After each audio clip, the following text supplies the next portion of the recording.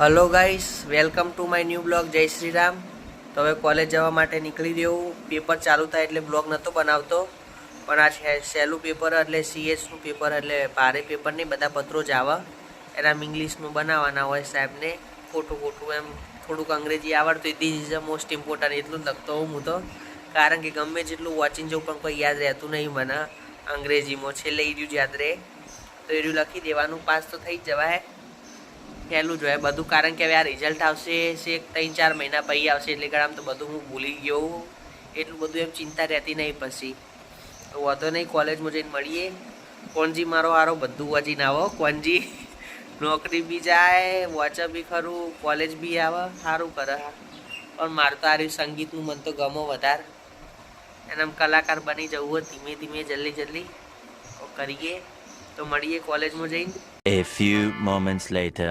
તો હાલ એક્ટિવા લેવા આવ્યો તો મારા પપ્પા સવારમાં એક્ટિવા લઈને ગયા હતા, એટલે માસ્કો સુધી તો રિક્ષામાં આવ્યો. હવે રિક્ષાથી એક્ટિવા લઈને મસ્ત જઈશ મેઘના કોલેજમાં, પેપર હાલ દઈશું અને બ્લોગ બી બનાવવાનો આ સારો કોશિશ કરું, જેવો બને એવો બનાવીશું. કારણ કે પરીક્ષા ચાલુ એટલે કોઈ વધારે બોલે તો નહીં ભાઈબંધો, પણ જેવો બને એવો કોશિશ કરું. તો આરી મારી એક્ટિવા લઈને જઈએ કોલેજમાં. તો હાલ કોલેજમાં આવી ગયો ને બેઠો, તૈયારી કરું. દેખો બતાવું કોલેજ તમને. હા દેખો કોલેજમાં આવી ગયો. પરીક્ષા હાલવાની હજી વાર 15 મિનિટની, પછી પરીક્ષા હાલવા જઈએ, પેપર હાલવા. આ તને નહીં જવા દેવાનો, કદી બ્લોગ નહીં બનાવવા દો. પેલો એ તો પાછળથી ના પાડી દો. પણ હા કાઢ્યો પેટ્રોલ ને રોઈ ગયો. આજ ના જવા દો. બરાબર યાર તું. હા પેલા ના ટાઈમ બસ નો થઈ ગયો મારો. બસમાં પણ એટીએમ જતો રે. હું હતો. હા હું હતો નહીં. હા હારું હેડ. હવે હેડ રોઈશ નાડ. साले को बम से उड़ा दूंगा एक बार हाथ में आ जाए. તો હાલ ઘરે આવી ગયો હું. કંટાળો આવતો હતો તો ઊંઘી ગયો હતો.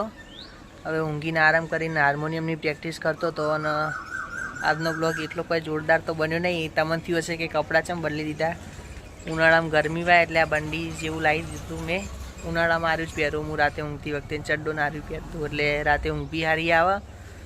અને ગરમી વાયની કૂલર બી એટલે કૂલર કરીને ઊંઘી જવાનું મસ્ત આરામથી. હાલ હાર્મોનિયમની પ્રેક્ટિસ કરતો હતો. દેખીએ આજ તો કોંજીનો કે મારો મૂડ નહીં બ્લોગ બનાવવાનો, કંટાળો આવી રહ્યો મને. મેં કીધું કોઈ વાતો નહીં, ના બનાવો તો વાતો નહીં, મારાથી જેટલો સારો બનશે એટલો હું બનાવીશ. જેટલો બન્યો એટલો બનાવ્યો સારો.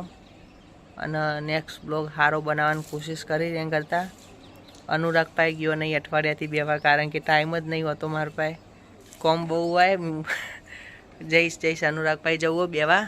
કાલ જવું કાં તો પછી સોમવારે જવું, કારણ કે રવિવારે સંગીતની પરીક્ષા બી છે ને. તો પરીક્ષા એટલે રાગ બી તૈયાર કરવાના. 4 રાગ તૈયાર કરીને પરીક્ષા હાલ દઈએ, મસ્ત પાસ થઈ જઈએ.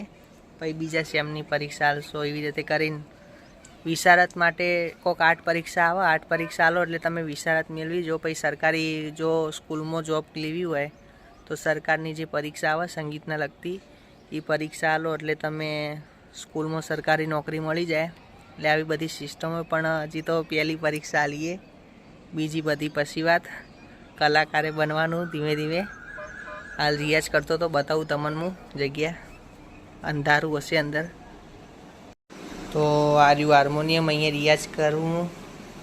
આ કુલર, રાતે અહીંયા બધા ઊંઘીએ આરામથી અમે. પંખો ચાલુ હોય. બસ આ બોટલ પડ્યું હોય. હાર્મોનિયમમાં એક સ્વિચ બગડી ગઈ હતી તો એ સ્વિચ વગે કરી દીધી મેં. કારી કરું એમ કરે કયા હાર્મોનિયમ વરસથી યુઝ કરું તો આવડે તો ખરું ને. એટલું તો ખોલીને અડધો કલાક તો એના મથ્યો. એટલે કરીએ હવે ધીમે ધીમે. મળીએ નેક્સ્ટ બ્લોગમાં.